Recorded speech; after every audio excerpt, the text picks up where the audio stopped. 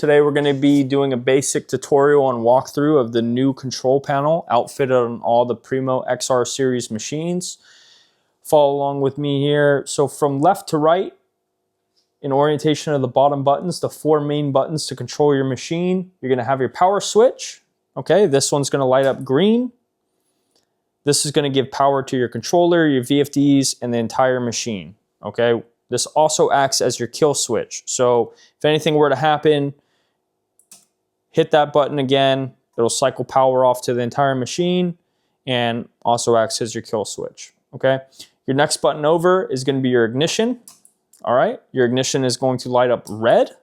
This is going to ignite your spark sensor inside your machine and get you your flame on your burner box.